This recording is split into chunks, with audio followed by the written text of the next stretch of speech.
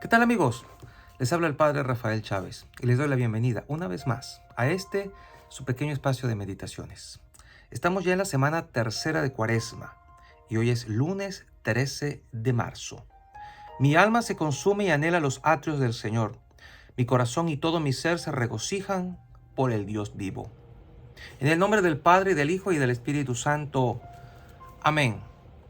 Que tu constante misericordia, Señor, purifique y defienda a tu iglesia. Y ya que sin ti no puede permanecer segura, guíala siempre con tu protección. Por nuestro Señor Jesucristo, tu Hijo, que vive y reina contigo en la unidad del Espíritu Santo y es Dios, por los siglos de los siglos. Amén. Hoy tenemos como primera lectura al segundo libro de Reyes, capítulo 5, versículos del 1 al 15.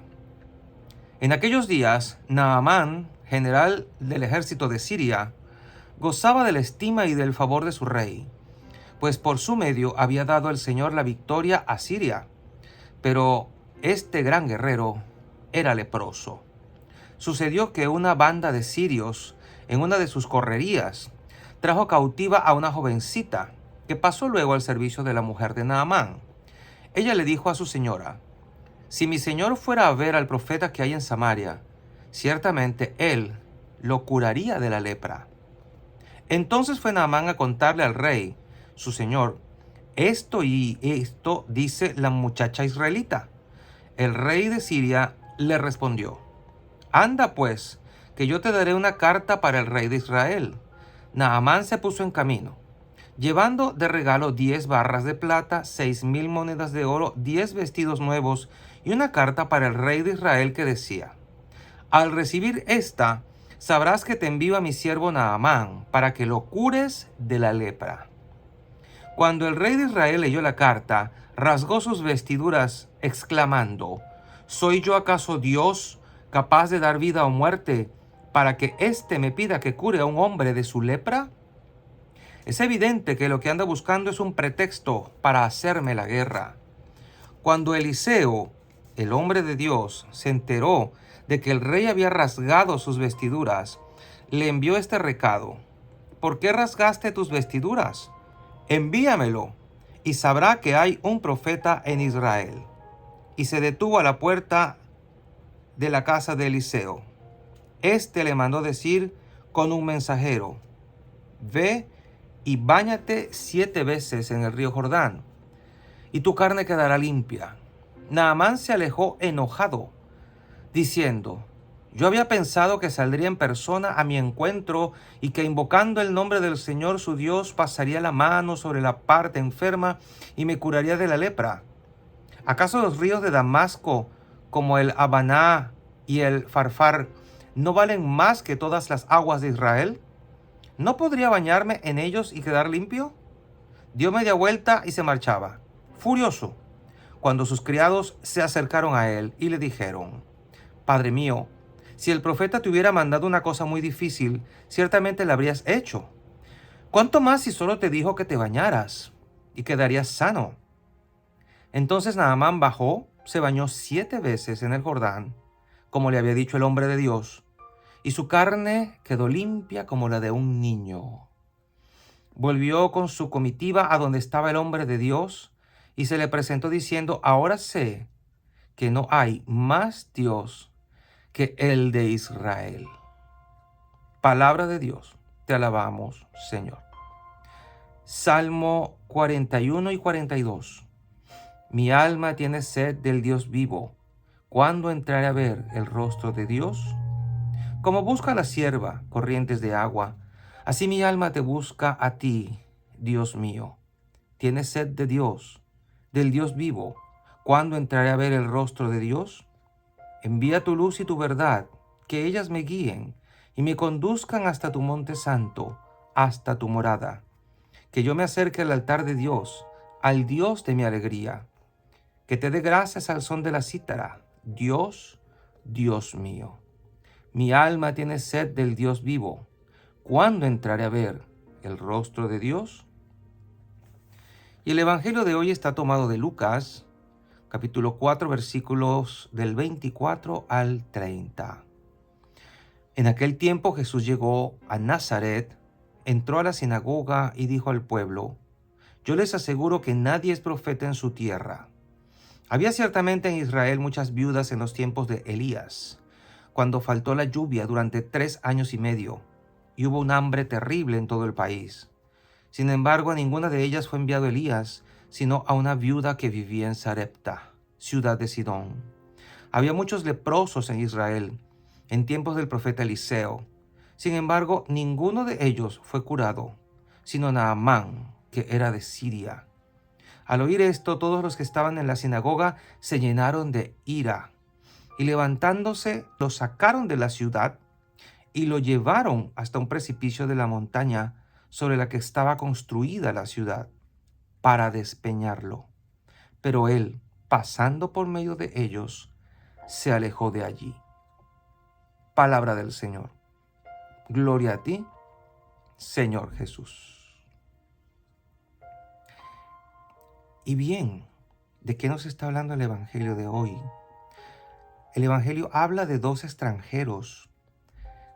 Uno, una mujer extranjera, esta pobre viuda, la de Sarepta, extranjera, que era el sinónimo de pobreza y de soledad. Y un hombre poderoso, un militar, pero que estaba enfermo de una de las enfermedades, si no la más terrible de todas las enfermedades de su tiempo, que era la lepra, comparable con el pecado. Nosotros estamos también leprosos por dentro. El pecado es como la lepra, que nos hace vernos terriblemente mal, desfigurados, feos, por dentro, si tan solo pudiéramos vernos. Y es interesante ver cómo en estas 2 ocasiones, solo ellos fueron destinatarios del favor de Dios. Dice el texto que había muchas viudas en tiempos de Elías, pero solo a una fue enviado Elías, a esta viuda de Sarepta, que recibió la bendición de Dios, y a este hombre que era un militar, y solo él recibió la curación por parte de Dios a través de su siervo Eliseo. ¿Por qué Dios hizo esto?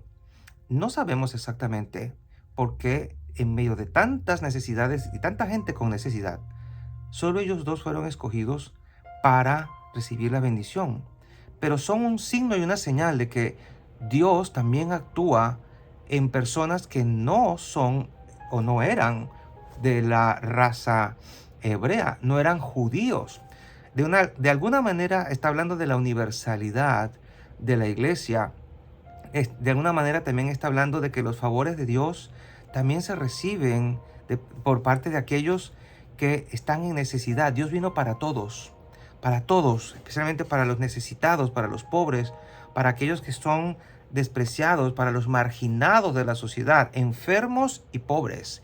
Y estas 2 personas, aún este militar que tiene un rango, que era persona importante en su tierra, es catalogado como pobre por la enfermedad que tenía. Seguramente tenía ya pues el desprecio y mucha gente habrá dicho: pobrecito de él.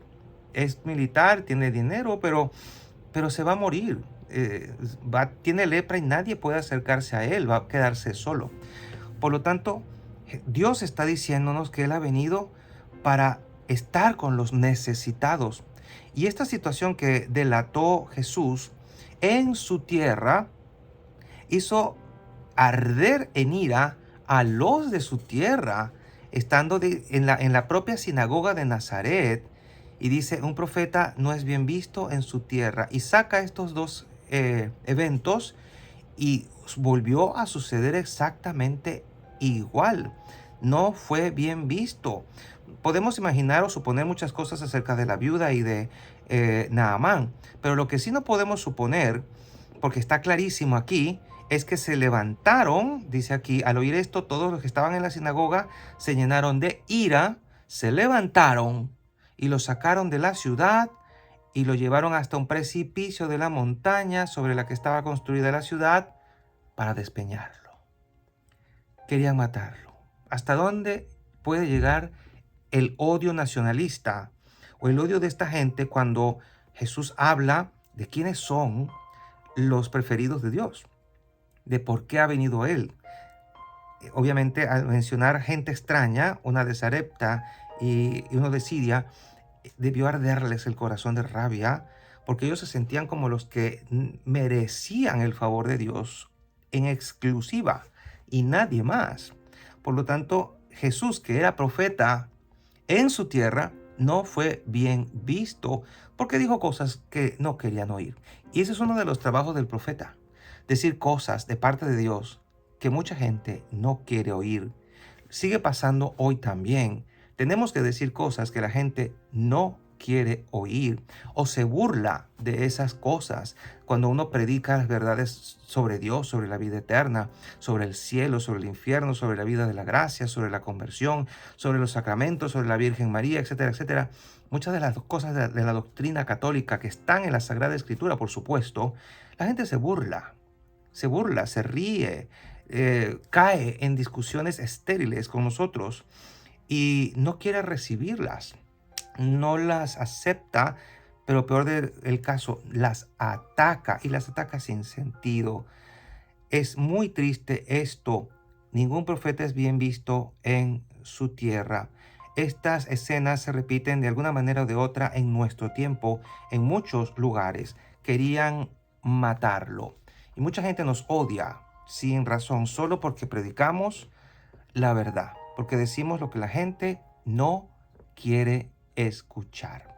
Este deseo de matar a Jesús obviamente se fue apoderando de todos aquellos que no veían con buen agrado sus palabras hasta que llegaron a ejecutarlo realmente. Terminaron haciendo lo que querían hacer con él. Aquí hay un milagro muy discreto. Dice que pasando por en medio de ellos, se alejó de allí. ¿Cómo Jesús llegó a pasar por en medio si era una turba iracunda, la que quería matarlo y despeñarlo, tirarlo por el acantilado, por el precipicio?